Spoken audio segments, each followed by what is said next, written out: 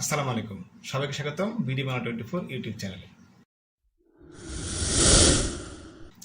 আজকে কথা বলবো বিশেষত যারা transfer job, specially government job, তারা মাঝে মাঝেই এক জেলা থেকে অন্য জেলা বা এক উপজেলা থেকে অন্য উপজেলায় যেতে হয়। তাদের বিশেষ প্রয়োজনে তার এই হিসাবটি ট্রান্সফার করতে হয় অথবা ক্লোজ করতে হয়। এই সমস্ত ক্ষেত্রে তার একটা সমস্যায় পড়েন, সেটা হচ্ছে তাদের ই ওয়ালেটটি ক্লোজ করতে হয়, অথবা দেখা যায় আপনি যদি ই ওয়ালেটটা ক্লোজও না করেন, আপনার যদি অ্যাকাউন্টে ট্রান্সফার হয়, তাহলে নতুন শাখায় গিয়ে আপনার কিন্তু সেই ই ওয়ালেটটি ইউজ করতে সমস্যা হতে পারে। এখানে অনেকে জানে না যে কীভাবে এই সিম্পল কাজটি করতে হয়। অর্থাৎ আপনি যে এক শাখায় যদি ট্রান্সফার হন, আপনি কিন্তু ওই সেম ই ওয়ালেট নাম্বার দিয়ে একাধিক অ্যাকাউন্ট ইউজ করতে পারবেন। যদি আপনার একাধিক অ্যাকাউন্ট চালু থাকে একই আইডি দিয়ে, তাহলে সেটা আপনি একাধিক অ্যাকাউন্ট করতে পারবেন, চালাতে পারবেন।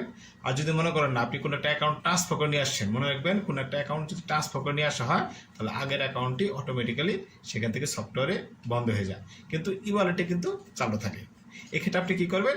এক্ষেত্রে আপনাকে জাস্ট নতুন যে অ্যাকাউন্টটি পেয়েছেন সেই অ্যাকাউন্টটি আপনি আগের মোবাইল নাম্বার দিয়ে অ্যাড করবেন।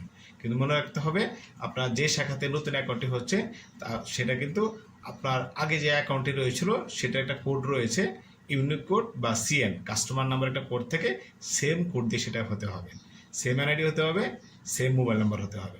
তাহলে কিন্তু আপনি সহজেই আপনার নতুন অ্যাকাউন্টটি আপনি ইউজ করতে পারবেন আপনার সেম মোবাইলে। এতে আপনার কোনো সমস্যা হবে না। জাস্ট আপনাকে এই